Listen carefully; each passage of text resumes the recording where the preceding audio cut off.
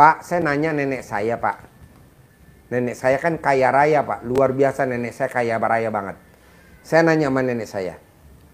Nek, apa yang bikin kaya raya, Nek? Saya wajib keluar dari rumah sebelum matahari terbit. Nah, Bapak bisa gak sebelum matahari terbit keluar dari rumah? Mau sholat subuh, mau ke toko, pokoknya wajib keluar dari rumah sebelum matahari terbit. Itu kaya raya luar biasa. Jadi orang zaman dulu sebelum matahari terbit dia udah keluar rumah. Asal keluar pintu. Ya, wajib aja. Syarat. Depan rumah aja. Depan rumah. Nanti masuk lagi nggak apa-apa. Itu buat batalin. Bisa gak, Pak? Bisa. Nah, itu. Kedua, bapak sama ibu wajib namanya, kalau di orang Jawa namanya ilmunya menerima takdir Allah alias legowo. Ayo, tinggal di mana? Tinggal Sukabumi. Sukabumi. Sehari-harinya apa, Pak, kegiatannya? Kegiatannya Ya, itu jual beli gula merah, Pak. jual beli gula merah. Gula merah. Gula merah tuh dari kelapa apa dari aren? Dari kelapa, Pak. Oh, dari kelapa.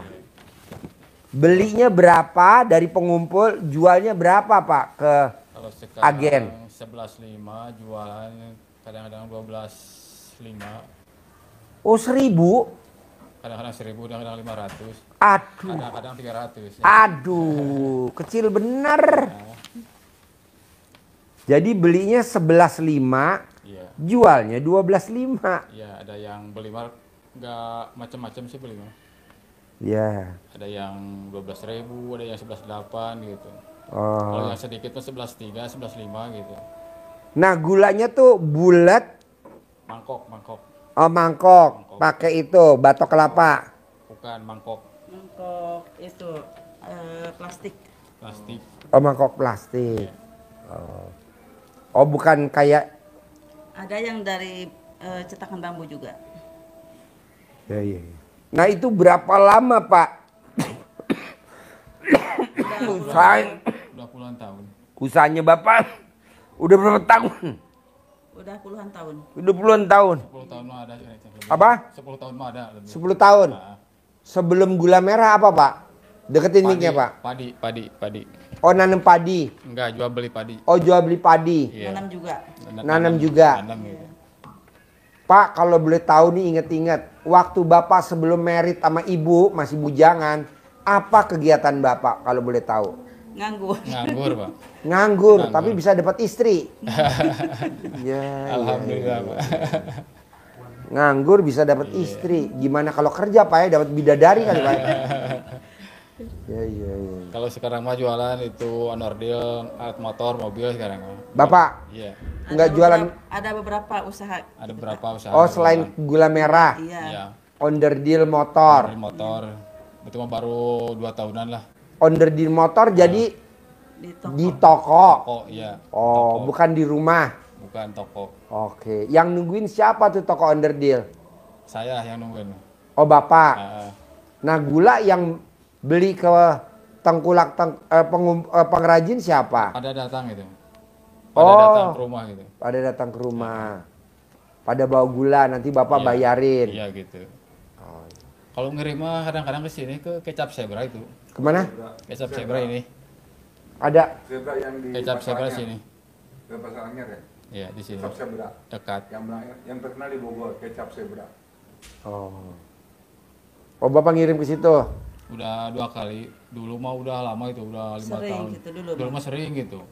Udah nggak ada apa itu, jadi nggak bisa masuk lagi. Sekarang bisa masuk lagi, udah 2 kali gitu masuk. Ke kecap zebra. Kecap Zebra. Hmm. Makin ngirim mah suka ke Jakarta, ke Jawa ngirim. Sekarang mah. Ngirimnya ke Jakarta, ngirimnya ke Jawa. Kecetak-cetak gitu. Dicetak lagi, diolah lagi, dibikin koin gitu. Kalau di Bogor kan kopinya kopi Liong, kalau kecapnya di Bogor tuh kecap Zebra namanya. Hmm. Nah, jadi usaha Bapak selain gula, onderdil motor, apalagi? Jualan sendal istri mah. Sendal. Jual sendal sepatu. Sepatu. Terus ada penggilingan padi juga. Jadi sendal sepatu belanjanya di mana? Di Sukabumi. Sukabumi, di kota Sukabumi. Oh, bukan di Bogor, di Pasar Anyar bukan? Bukan.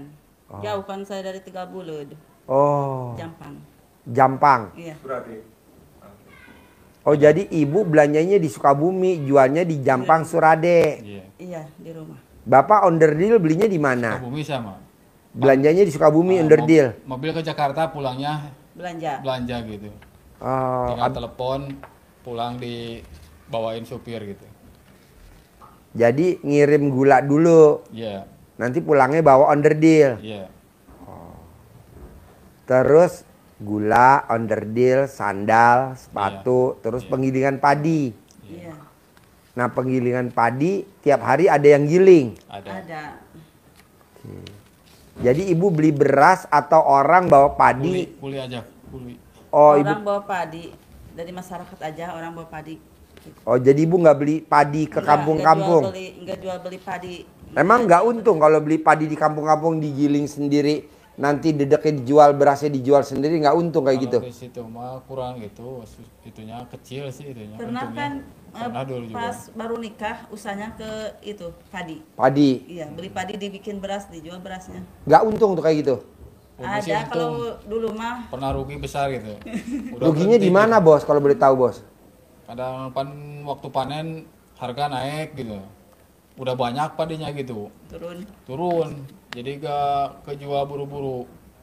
Jadi kita rugi kalau gak buru-buru Oh, kejual. jadi beras bisa turun, harga beras? Sama gula juga sama gitu. Oh, sama. Naik turun gitu. Gula juga. Gula beras naik turun sama. Juga gitu. Jadi bapak beli padi, Iya. digiling, jadi beras. Dijual. Nggak taunya bukannya berasnya untung, malah kadang rugi. Heeh. Oh. Kalau sekarang mah di gula aja yang seriusnya begitu. Apa yang bikin gulanya serius pak? Ada kelebihan apa di gula kalau boleh tahu? Jadi gak ada musimnya. Gak ada musim gula mah. Setiap sepanjang tahun ada. Setiap minggu Kalau kita bisa jual gitu. iya. Tiap minggu, seminggu 2 kali Kalau gitu. padi kan musiman. Kalau gula sepanjang musim ada. Oh, sepanjang musim ada. Karena kan dia kalau orang Jawa bilang deres. Naik ke atas pohon kelapa ya. Iya. Ngambil dari itunya ya. Iya. Ya diambil, terus nanti dimasak sama pengrajin ya. Iya. Oh, di Jampang sono masih banyak tuh pohon kelapa. Banyak Banyak. gitu misalnya, Pak. Banyak banget ya? Banyak. Oh. Nah, nanti Bapak apa nggak rugi tuh? Gula dari Jampang dibawa ke Jakarta atau dibawa ke Bogor. Kan ada ongkos transportnya. Ya kasih sama sisanya. Hah? Untungnya Masih sisa. ada. Masih ada Masih ada. sisa. Masih ada? Masih ada gitu. Oh, iya. Kadang-kadang untung, kalau namanya usaha juga kadang-kadang rugi gitu usaha. Janganlah. Jangan. Kalau bisa untung terus lah. Kan ucapan adalah Doa. doa. Janganlah. Harus untung Rugi terus. sih jarang gitu. Apa? Rugi sih jarang gitu. Rugi jarang. Jarang kalau rugi mah. Nah, ini yang tahu RDA bapak atau ibu? Saya Duluan dulu. Bapak. Oh, bapak dulu. Ada di YouTube gitu, lihat di YouTube. Kok bisa ketemu YouTube saya? Gimana ceritanya? Deketin mic-nya. Mic-nya deketin. Lihatnya dari YouTube jadi Pas scroll muncul. Pak ya muncul gitu lihat muncul jadi lihat yang pertama teh itu jangan kalau udah umur 40 ke atas jangan usaha lah gitu. Mendingan lupa ya. Jadi Uang datang. gitu. Jadi usia kita udah 40 tahun, 40 50 tahun. tahun, iya. Kita udah cukup dong kerja. Iya gitu. Sehingga duit datang ke kita Iya. karena kita kerja. Kalau bisa Iya. usia 40 tahun, 50 tahun, duit nyari kita. Iya gitu. Kan dulu kita nyari duit nih dari umur 15 tahun. Iya. Umur 20, 30, 40. Kita nyari duit kan. Iya. Nah kalau bisa umur 40, 50 duit nyari kita. Iya. 60 duit nyari kita. Nah, Oh Bapak tertarik itu? Iya tertarik itu saya. Oh iya. Usia Bapak berapa sekarang? 44. Oh si muda bener. Ibu? 41, Oh muda lagi. Luar biasa. Anak berapa? 2.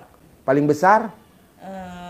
Umur 23, 23. Nomor 2? 12 tahun. 12 tahun. Iya, yang kedua mau ikut.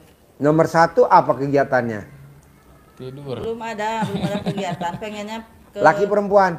Laki. Ah. Pengennya ke Jepang, tapi belum ada panggilan. Oh ya. Udah ikut training? Udah. Udah Kursusnya ikut. udah. Paspor udah dibikin? Belum. Belum. Oh, paspor belum. Baru udah ikut LPK. Udah lancar bahasanya juga, tapi belum juga ada panggilan. Belum ada interview kerja. Oh iya iya. Jadi masih diem di rumah. Paling kalau saya bepergian, yang nungguin rumah sama toko dia. Oh, anak nomor 1. Iya. Oh iya, toko spare part. Iya, Atau kalau ada semuanya orang ada. yang beli gula. Semuanya. Oh, semuanya. Iya. Jadi Ya. semuanya apa aja tuh? Jadi dekat pada depan itu depan. Penggilingan padi. Panggilan paling enggak sama kakak diurusnya. Oh, jauh dari rumah. Dekat. Oh, dekat. gitu. Iya. Kalau itu mah depan-depan jalan itu toko, di sini rumah saya gitu. Cuma berseberangan jalan. Seberang jalan doang gitu. Pak, kalau Bapak boleh inget-ingetnya sama Ibu ngingetin. Bapak bisa punya modal usaha spare part motor, Bapak punya modal jual beli gula, Bapak punya modal penggilingan padi. Dulu ngumpulin dari yang mana kalau saya boleh tahu tuh? Dari bank. Modal. gitu. Hah? Pinjam dari bank. Pinjam dari bank. Jaminannya apa kalau boleh tahu? Jaminannya sertifikat rumah ini. Berapa minjemnya di bank? Dulu mah 2 juta, 5 juta pertama pertama. kali 2 juta. Pertama. 2 juta. Iya. 2 juta. Lunas. Umur pernikahan 4 bulan dibawa sama orang tua ke bank, suruh minjem buat modal. Pendidikan dasar ya, mantu ya. Iya. Pendidikan dasar mantu minjem duit di bank ya. Iya. Terus minjem 2 juta Iya, pinjam 2 juta dipakai usaha jual beli padi. padi. Iya, dari situ berkembang. alhamdulillah berkembang. Terus minjem lagi Minjemnya gak? terus. Minjam sampai sekarang minjam. Oh, top up. Mm-mm. Pinjem lagi di bank. Iya, lunas pinjam lagi. Sampai sekarang. Sampai sekarang masih. Wow. Makanya kalau ibu kita jadiin ikon ratu utang, boleh dong?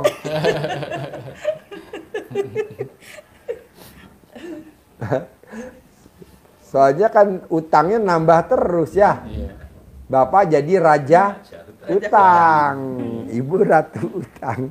Pak, kalau boleh tahu nih Pak, Bapak tertarik ilmu RDAY yang mana Pak, kalau boleh tahu Pak?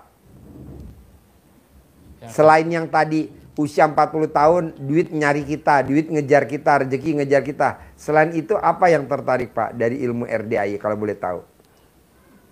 Yang tertarik mah ya banyak uang lah. Gitu. Oh iya, Iya. Gimana caranya bisa punya duit 10 miliar ya? Iya begitu. Oh, Ada iya. yang udah yang cair banyak gitu. Iya. Lihat di YouTube gitu. Ya. Ya saya tertarik gitu. Nah kalau ibu tahu gak nih ilmu RDAY Pak? Kalau boleh tahu, ibu tahu gak? Saya Bapak kan baru- nonton YouTube, ibu nonton YouTube gak? Nonton ini yang itunya juga. baru 2 mingguan saya melihat di TikTok. Oh baru. Iya. Kalau mencoba mah baru seminggu. Udah nyoba sholat taubat yang 18. Udah baca Al-Quran yang 12 juz. Baru 1 minggu. 1 minggu. Oh iya. Nah kalau boleh tahu, Bapak udah tahu RDAY. Ada gak yang Bapak praktekin ilmu RDAY kalau boleh tahu? Paling kalau itu mah ML ya itu yang ML, udah dipraktekin? terasanya bagus gitu. Alhamdulillah. Jualan deh gitu. Iya. Iya. Itu ML Bapak yang minta atau ibu yang nawarin? Saya Pak. Berani gak ibu mulai pulang dari sini ibu yang nawarin? Berani dari dulu juga.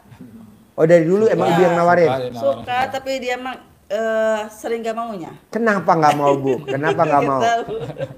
Kenapa Pak ditawarin ibu nggak mau? Kan lagi capek gitu. Nah, Kalau lagi capek mah kan kurang semangat gitu. iya. Jadi gini Pak, setan itu nomor 1 nggoda ekonomi. Nah, kedua setan nggoda keharmonisan rumah tangga. Nah, gimana caranya nolak supaya setan nggak nggoda kita? Bapak sama ibu harus harmonis. Karena kalau bapak dan ibu harmonis, setan nggak akan ganggu bapak dan ibu. Jadi utang bapak lunas.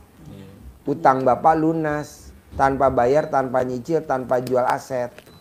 Tapi bapak harus romantis sama ibu. Kalau misalkan bapak tiap hari nenen sama ibu wajib setiap hari, bisa gak nenen wajib? Bisa Berat kalau gak? Enggak. Nenen? Enggak. Enggak ya. Bu, kata bapak nggak berat bu nenen. Bisa gak ibu nawarin nenen tiap hari? Tapi suka itu juga Pak. Apa? Iya kalau habis nenen kan dia suka buang ludah gitu ke kamar mandi buang ludah. Kalau saya gak suka kan itu. Oh. Jadi di dalam hati merasa tersinggung sepertinya dia jijik gitu. Oh iya, bisa Dia gak enggak. ibu belum nenenin bapak, pentilnya ibu dicuci sampai bersih. Pentilnya ibu dicuci sampai bersih. Iya. Sebelum nenenin bapak, pentilnya dibersihin dulu sampai bersih. Iya. Supaya pentilnya nggak bau keringat. Jadi ibu pentilnya dibersihin dulu pakai sabun. Iya. Sampai bersih banget. Nah nanti baru ibu nenenin, nanti bapak nggak ngeludah. Bapak nggak ngeludah. Nah, atau bapak nanti beli permen. Mana permennya? Contoh permen neneknya Haji Dwi Susanto mana? Permennya? No. Nih, saya kalau mau nenen makan permen dulu sama istri saya. Pasti saya makan permen dulu. Permen, nanti permennya dilepehin, pluh, tung jatuh, baru dia ke nenen. Nanti bini gue tinggal ngambil, mana nih nenen? Tinggal anak gue nanti nyari, mama ini itu ya permennya papa ya gitu. Nah nanti bapak beli permen kayak gini ya pak, bos shoot bos, permennya bos. Nih namanya permen nenen. Di mana belinya Pak? Di mana ya? Mesti bawa contohnya dulu. Nanti kita bawain contoh. Baru lihat juga. Iya, ini permen zaman dulu. Zaman sebelum bapak lahir nih permen udah ada. Emang ini permen para bapak-bapak mod ya. Karena kan ini bentuknya kayak pentil ya. Jadi warnanya juga kayak pentil. Agak coklat-coklat. Iya, nenen ya. Nenen ya. Nah nanti ibu saya bawain, ibu nanti ke agen di Sukabumi. Ada permen kayak gini gak kok? Oh ini pak permen nenennya Haji Dwi Susanto. Iya kok bener kok. Ini permennya nenen Haji Dwi Susanto. Makanya kemana-mana gue pasti bawa permen, gak pernah nggak. Di mobil juga bawa permen. Karena kan kita nggak tahu mau nenen di mobil. Nah, kalau di bus saya nggak pernah bawa permen, karena nggak mungkin nenen di bus. Jadi nanti ibu wajib, pokoknya wajib nenennya dibersihin. Atau pakai tisu bersihin. Nah supaya nanti pada saat bapak nenen nggak ludah. Tuh. Kok Pak Haji tahu sih pada saat suami saya seperti itu ada aja jawabannya. Karena saya pakar nenen bu. Udah menggeluti nenen ke. Ya kameramen ya. Bapak lihat pak, bininya berapa kameramen? Ipa lihat pak. Lihat, berapa? Tuh 5. Jadi dia 5, neneknya ada 10. Ya, neneknya 10 ya. Jadi dia kalau bawa permen sekantong ya. Nah kedua, papa paksain sebelum keluar dari rumah wajib nenen sama istri. Paksain sebelum keluar dari rumah bapak wajib nenen sama istri. Keluar bagaimana Pak? Keluar dari rumah Pagi. Misalkan pagi bapak mau kemana? Paling ke toko ke seberang. Nah jalan. ya sebelum keluar dari rumah bapak sudah nenen dulu sama ibu. Atau remes alat kelamin ibu. Atau ibu remes alat kelamin bapak. Atau romantis. Pak, saya nanya nenek saya, Pak. Nenek saya kan kaya raya, Pak. Luar biasa nenek saya kaya raya banget. Saya nanya sama nenek saya. Nek, apa yang bikin kaya raya, Nek? Saya wajib keluar dari rumah sebelum matahari terbit. Nah, Bapak bisa gak sebelum matahari terbit keluar dari rumah? Mau sholat subuh, mau ke toko, pokoknya wajib keluar dari rumah sebelum matahari terbit. Itu kaya raya luar biasa. Jadi orang zaman dulu sebelum matahari terbit dia udah keluar rumah. Asal keluar pintu. Ya, wajib aja. Syarat Depan rumah aja. depan rumah. Nanti masuk lagi nggak apa-apa. Itu buat batalin. Bisa gak, Pak? Bisa. Nah, itu. Kedua, bapak sama ibu wajib namanya, kalau di orang Jawa namanya ilmunya menerima takdir Allah alias legowo. Gimana caranya Pak Haji? Terangin bos. Legowo, menerima takdir Tuhan. Menerima takdir Tuhan. Iya, Bapak sekalian, nyambung yang disampaikan Pak Haji ya. Jadi kalau tadi Pak Haji nyampaikan harus keluar rumah, itu kalau bangun malam, itu kalau Nabi disunahkan untuk keluar dari rumah dulu. Jadi sebelum kita tahajud, itu ada sunahnya untuk keluar melihat ini langit. Ini Pak Haji tadi nyoba nyari hadisnya saya. Tadi mengungkapkan untuk keluar itu ada sunnah Nabi yang saat bangun malam itu keluar dari rumah, lihat. Nah, kalau subuh jalan keluar memang harus keluar dulu, jadi bangun itu harus ada kegiatan untuk keluar rumah, melihat. Rasa syukur takjub pada ciptaan Allah langit itu. Nah, nyambung dari yang terima takdir dan ketetapan Allah itu menjadi pondasi kita untuk hubungan kita sama Allah itu menjadi semakin dekat. Jadi kalau kita menerima ketetapan Allah, pasti Allah lega. Seperti halnya Bapak Ibu punya perusahaan, punya selepan, di situ ada pekerjanya pasti. Nah, pekerjanya itu ketentuannya harus ngukur jalur keluarnya ini harus pas. Nanti dedaknya yang keluar biar tidak terlalu hancur ininya berasnya, kan itu harus ada ketentuan-ketentuan seperti itu ya. Nah, kalau dia nurut dengan ketetapan yang kita bikin, ketentuan yang kita bikin, pasti dong kita seneng, pasti dong kita royal. Karena apa? Hasil berasnya pasti bagus. Tidak semuanya jadi dedek. Banyak yang patah-patah, jadi menir. Rugi kita. Di situ ruginya. Penggilingan padi. Bener. Mantan. Nah, begitu juga Allah. Kalau Allah menetapkan ketetapan yang ditakdirkan Allah kepada kita saat ini seperti ini, sementara kita ngeluh, sementara kita protes, kita menyalahkan suami, suami menyalahkan istri, orang tua menyalahkan anak, tentu yang bikin ketetapan jadi murka, marah kalau kita marah. Jadi kalau kita menerima ketetapan apa yang ditetapkan oleh pimpinan kita, pasti dong kita punya hajat, itu akan punya permohonan lah pada Bu, besok mau acara saya kasbon.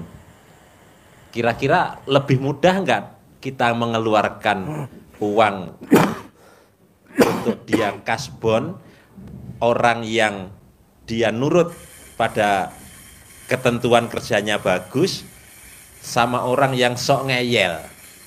Nggak ada. Biasa begitu kan kita. Ya itulah, maka kita agar hajat kita mudah dikabulkan oleh Allah, kita mesti menerima ketetapan dan ketentuan Allah tanpa reserve, tanpa protes, tanpa ngeluh, tanpa menyalahkan siapapun, bahkan akhirnya kita menyalahkan Allah. Allah kok nggak adil?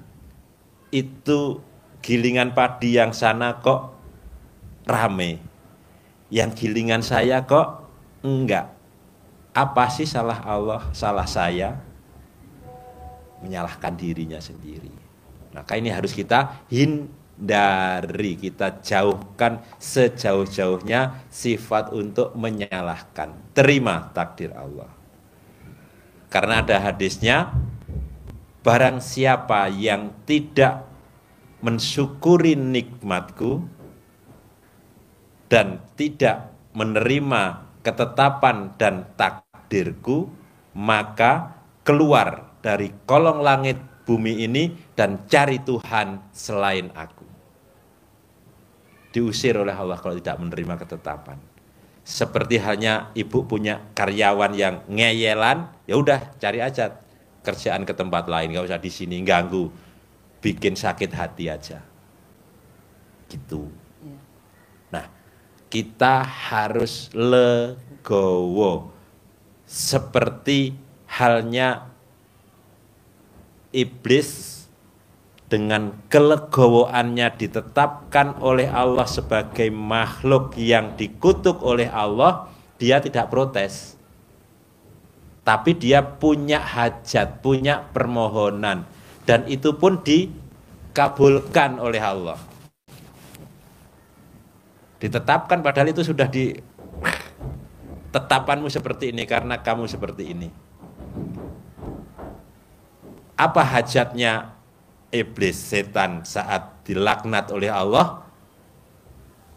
Dia bilangnya, saya terima ketetapanmu Allah, tapi saya punya hajat, saya punya permohonan.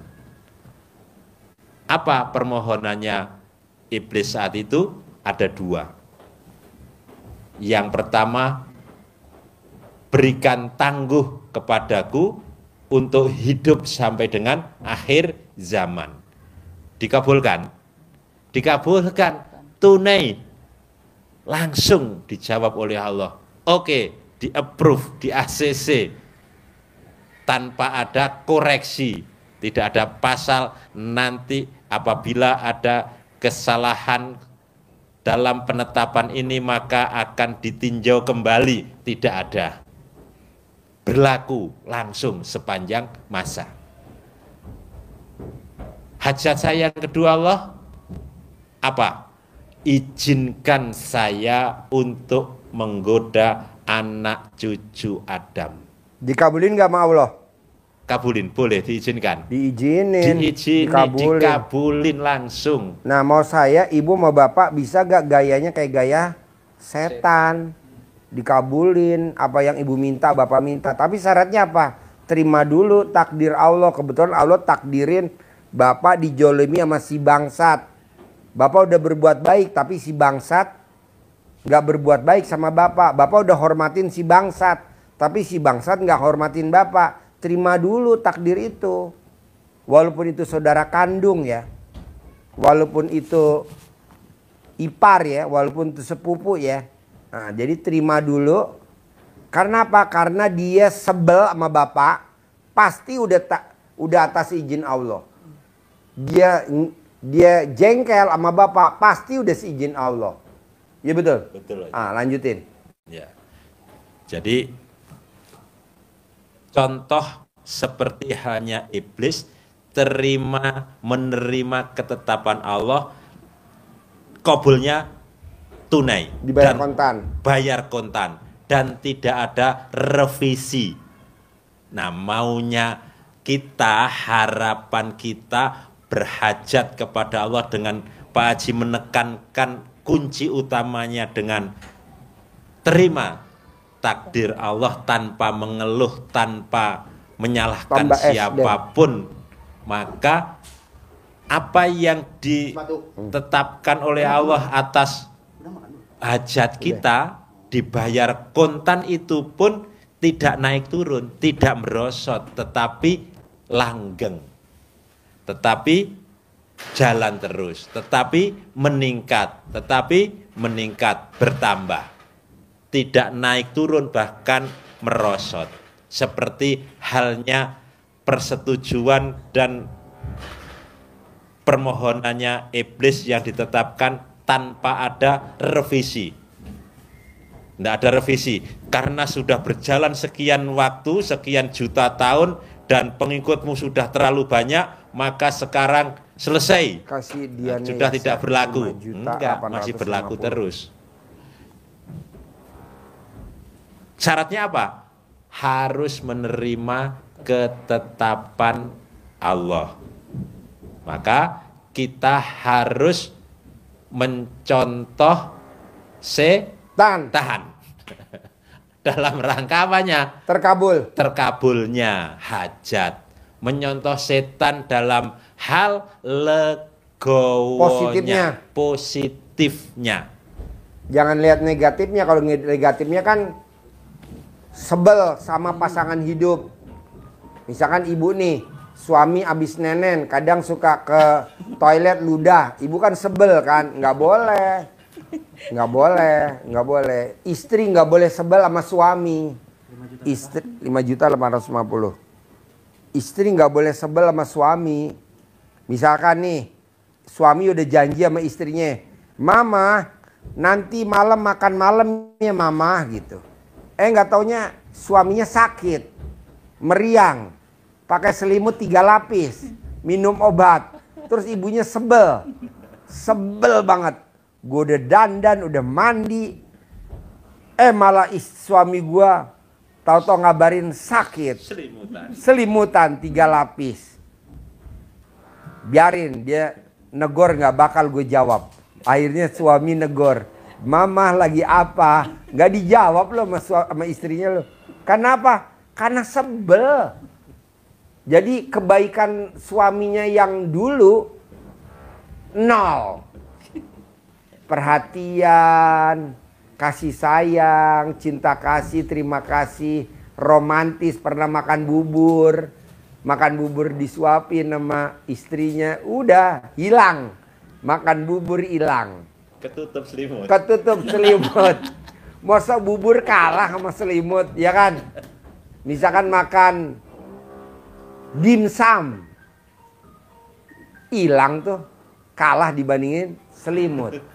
Nggak boleh. 5.850.000. Bisa gak ibu nggak boleh inget-inget kekurangannya dari suami? Ibu nggak boleh inget-inget kejelekan dari suami. Kita kan kadang inget tuh, orang udah dandan, udah mandi, udah rapi, nggak taunya langsung japri, Mama, papahnya sakit lah. Ini laki apaan namanya nih? Sementara kan suami kita baik banget sama kita. Pernah ngajak makan bubur, ya Pak ya? Pernah nggak makan bubur berdua Pak? Belum pernah ya? Ntar saya siapin deh bubur. Pernah makan dimsum nggak Pak? Berdua. Dimsum. Winglock. Winglock apa tuh winglock? Apa jarang makan di luar, jarang. Ya pernah nggak makan di luar berdua? Ibu pernah nggak makan di luar berdua sama Bapak? Pernah, tapi jarang. Tapi jarang ya. Nah, bisa gak tuh kebaikan Bapak nemenin Ibu makan? Atau makan lontong sayur, atau makan apalah. Nah, itu kan kebaikan suami tuh dampingin Ibu. Iya. Tapi semuanya habis nol, tidak ada harganya. Karena kesalahan suami pada saat hari itu diajak, nggak bisa. Jadi yang ada tuh selalu kekurangan suami. Nah, bisa gak itu Bu? Sekarang gede jengkel sama suami apa gede hajat Bu? Jadi hajat. Gede hajat. Janganlah jengkel sama suami. Kasianlah suaminya, ya kan? Kasian. Suaminya kadang tiap menit lihat WhatsApp-nya. Mana dari istrinya? Kok nggak masuk-masuk WhatsApp-nya? Mana nih? Ya Pak ya? Karena apa? Karena istrinya Sebel sama bapak. Kok sebel? Lo dengan janjian mau makan nggak jadi makan, ya Pak ya? Nah, coba terangin. Bisa gak tuh gede jengkal apa gede hajat? Nggak boleh ingat masa lalu. Ya. Ya, Bapak Ibu. Setelah kita menerima ketetapan Allah, hajat dikabulkan Allah, kita pertahankan dengan cara apa? Tidak mengotori hati kita. Harus kita lupakan masa lalu.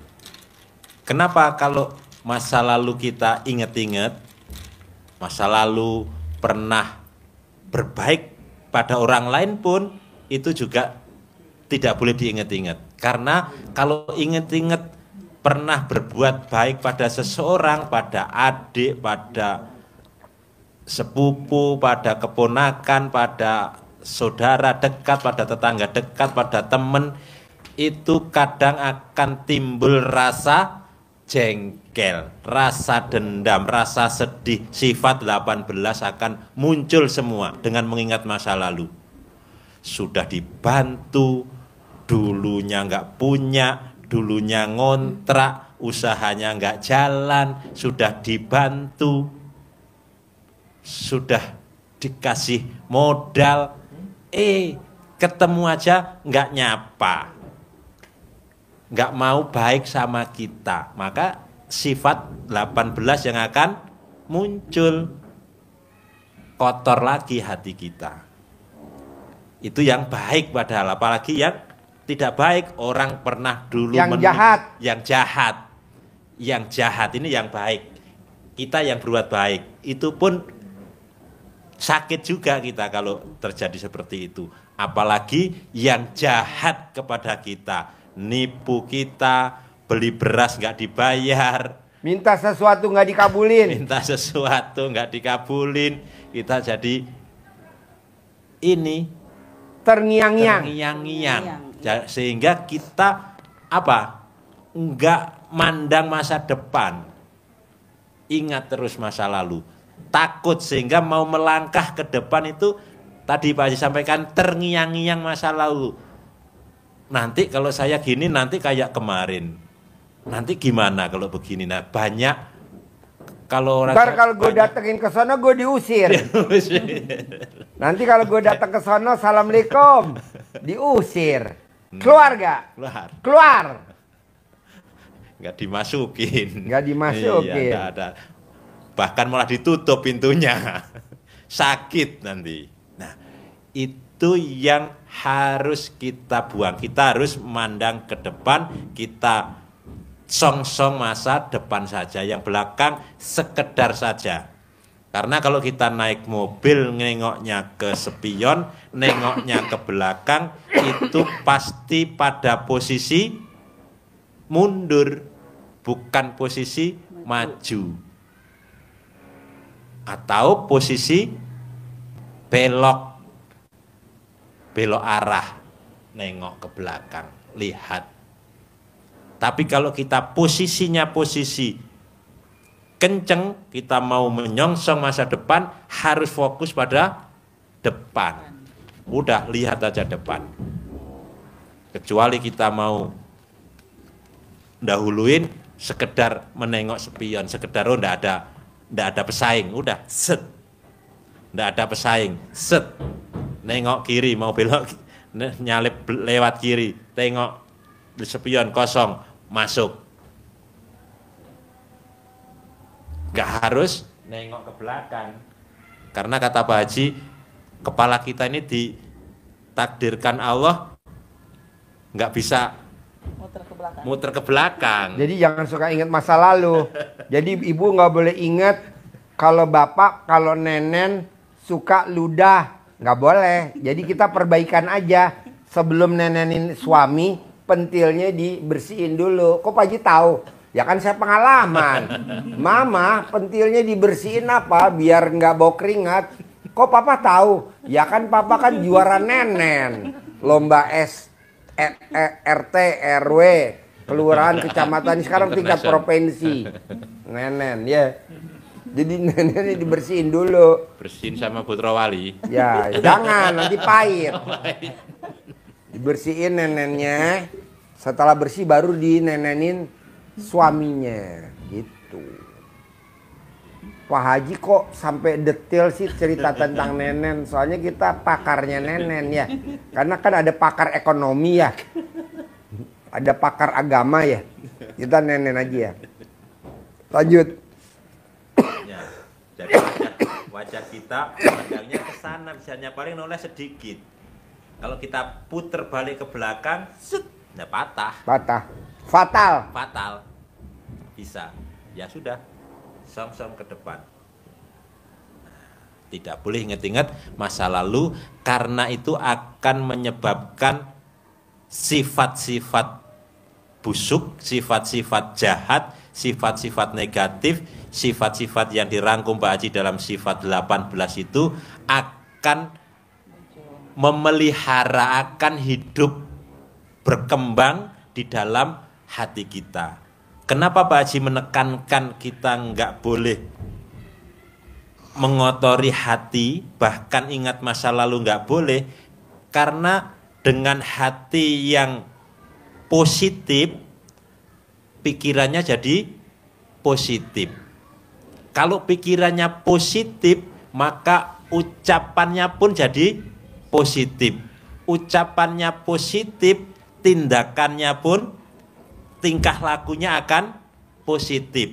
Kalau ini terbiasa, yang positif sampai tindakannya positif, akhirnya menjadi habit, menjadi kebiasaan. Kalau sudah menjadi kebiasaan yang dibangun antara suami istrinya positif-positif, anaknya mulai dari hatinya positif sampai perilakunya positif, maka menjadi budaya di dalam keluarga kita ini, budaya yang positif.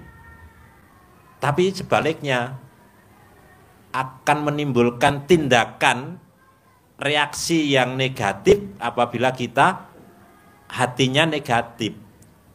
Dengan objek yang sama, saya melihat Pak Haji Marko batuk, kalau hati saya positif, maka saya pesen untuk tak kasih Racun. komik gitu. Kalau batuk ya kan? Batuk kasih komik, kasih mik, komik. Batuk, itu positif. Karena positif, pikirannya positif, oh berarti sakit. Maka tindakannya positif. Tapi kalau pikirannya negatif, walaupun objeknya sama, Pak Haji Marko batuk-batuk, dehem-dehem, saya bisa Ngebatin. Berarti marah. Haji Marko lagi perlu duit. Perlu duit. Dehem-dehem, batuk padahal. Tapi tindakan saya bisa marah, ngejek saya. Mau saya bicara malah dibatukin, kan begitu. Ini berasal dari mana? Dari hati. Jadi hati yang positif maupun negatif ini mempengaruhi melahirkan tindakan. Melahirkan tindakan yang positif, melahirkan tindakan yang negatif, bergantung pada hati. Maka itu tidak boleh ada satupun. Pak Haji, kan saya kadang nenen sama istri mentil. Tapi kan pala saya pusing karena pentilnya belum dibersihin. Kalau saya ludah ke kamar mandi, tersinggung dong istri saya. Kalau saya nggak ludah, harus ludah Pak. Kalau nggak lo masuk UGD. Karena puyeng. Kok Pak Haji tahu? Ya kan saya mantan penenen. Kalau nggak diludahin puyeng palanya. Ya, kameramen. Bini lo berapa kameramen? 5 Pak. Jadi dia ada 10 nenen. Kadang yang 4 bikin puyeng, yang 6 bikin kangen. Gitu. Jadi ibu nggak boleh tersinggung. Iya juga ya, dinenenin kok dia malah ke kamar mandi. Oh iya, kalau Ya, dia padahal udah mandi saya udah. apa? Padahal barusan mandi. Padahal berusaha mandi. Iya. Tapi pentilnya nggak diplecetin, harusnya dibersihin gitu. Boleh gak Pak Haji besok dipraktekin? Boleh. Tapi ngapain besok, kenapa nggak sekarang aja? Nenenin suami. Nah, maksud saya gini Pak. Bapak sama Ibu, saya maunya di bulan ini, bulan Juni, harus cair 10 miliar.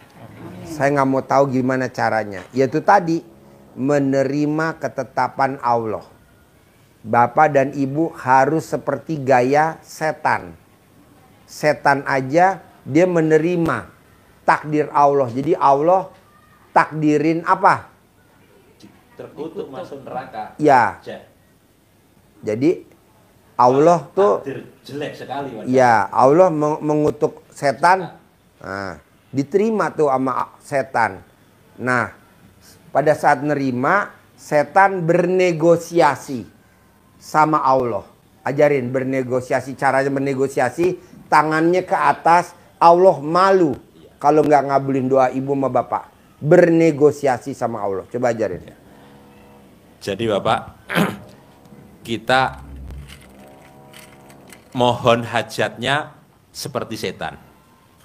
Tidak mengeluh, tidak menangis, tidak merengek. Allah, masa aku dimasukkan ke neraka, dijadikan penghuni neraka selama-lamanya, gimana? Jangan dong Allah. Enggak. Maka kita berdoanya harus seperti setan. Seperti setan. Jadi doa mohon hajat kepada Allah dengan cara ucap syukur.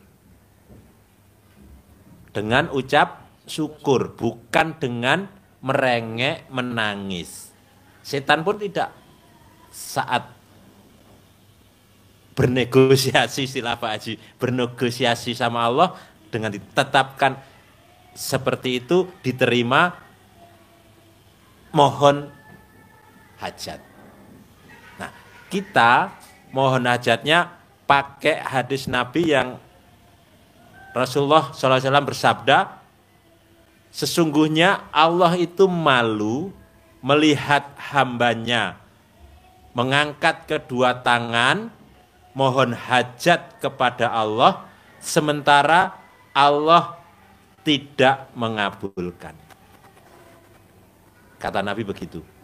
Jadi Allah malu melihat hambanya mengangkat kedua tangannya, mohon hajat kepada Allah, sementara Allah tidak mengabulkan. Tapi mohon hajatnya harus dengan tidak mengeluh, tidak menangis, tidak merengek. Tapi ucap syukur. Alhamdulillah, alhamdulillah, alhamdulillah. Terima kasih Allah. Omset seleb padi saya sehari untung 10 juta bulan ini. Alhamdulillah, alhamdulillah, order gula merah saya masuk ke pabrik setiap minggu 10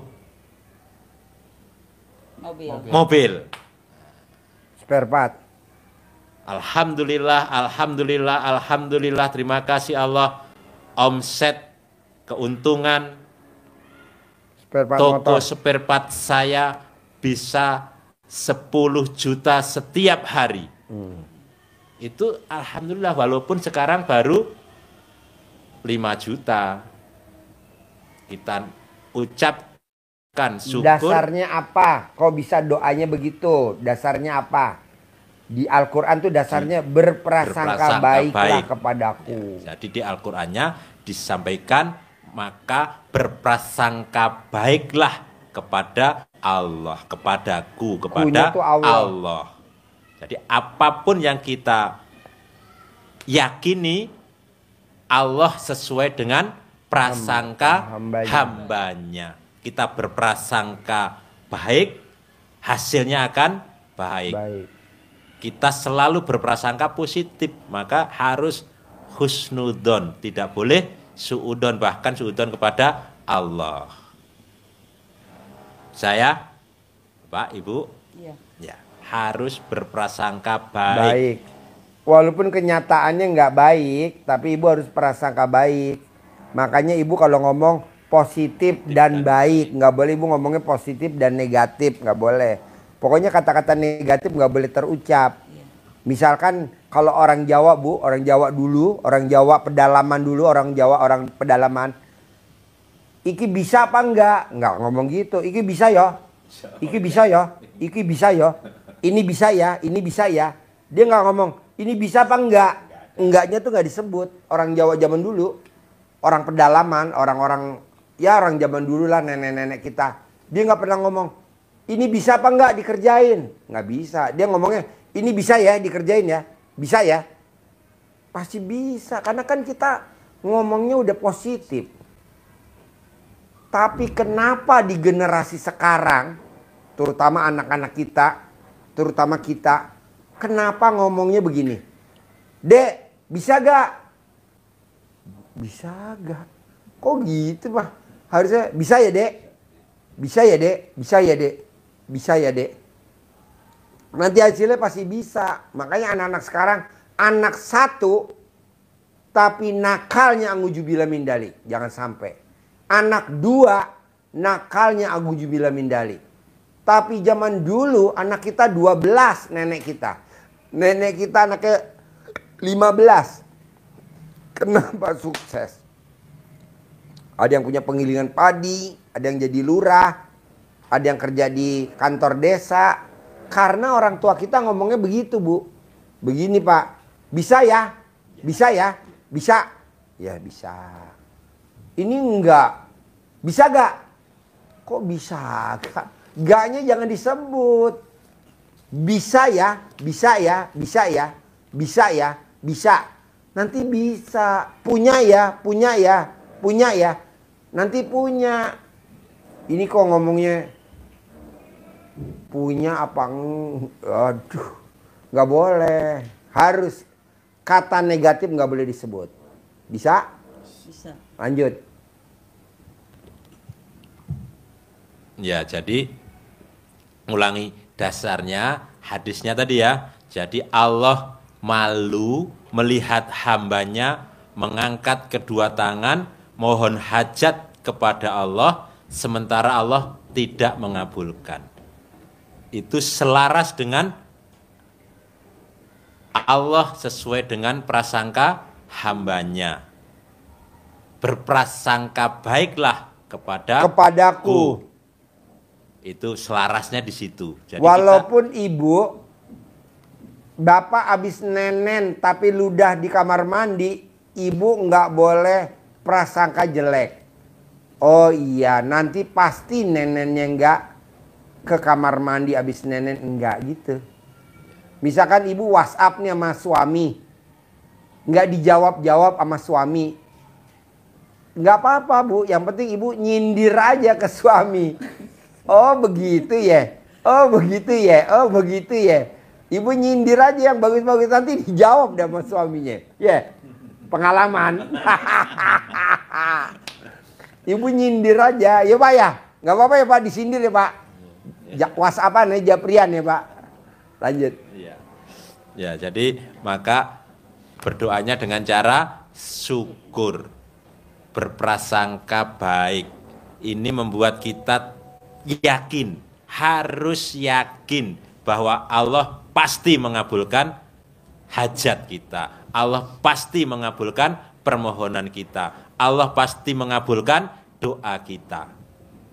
Karena kata Allah, ud'uni fastajib lakum. Berdoalah, mohonlah kepadaku, maka pasti, niscaya, pasti aku kabulkan. Mohon kepada Allah. Caranya dicontohkan Nabi dengan mengangkat kedua tangan.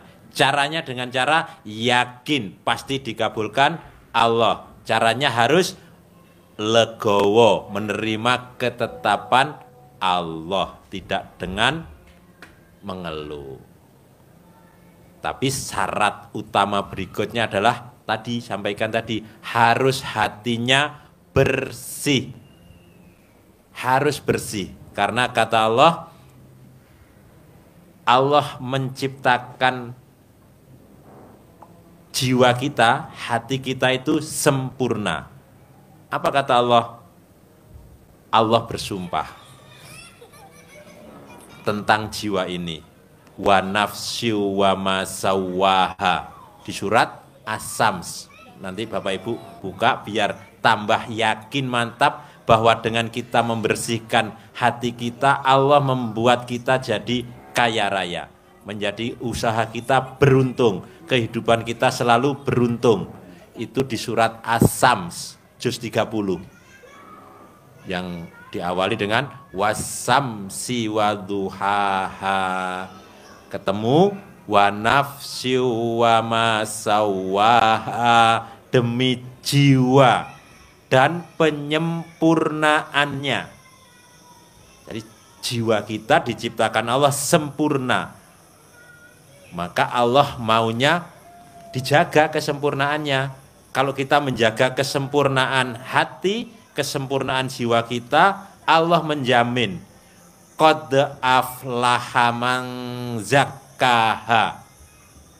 Qad, sungguh, pasti, niscaya, aflaha, kamu beruntung, kamu bahagia, usahamu meningkat, orderanmu jadi banyak, selepannya jadi rame, usahanya berkembang semua, onderdilnya lancar. Syaratnya apa? Ada syaratnya. Allah, syaratnya apa? Zakkaha, harus dibersihkan, harus disucikan. Apa yang dibersihkan, disucikan? Hati. Jadi kalau dibalik, dengan hati yang bersih, dengan hati yang suci, dijaga kemurniannya hati, maka Allah menjamin untuk dijadikan semua kehidupan kita ini beruntung. Kalau beruntung itu berarti ya semua yang datang yang positif, yang datang orang yang baik-baik, yang bekerja sama kita orang yang jujur-jujur, yang bantu kita orang yang baik-baik, sehingga usahanya meningkat, kehidupannya jadi harmonis. Karena apa? Hatinya bersih.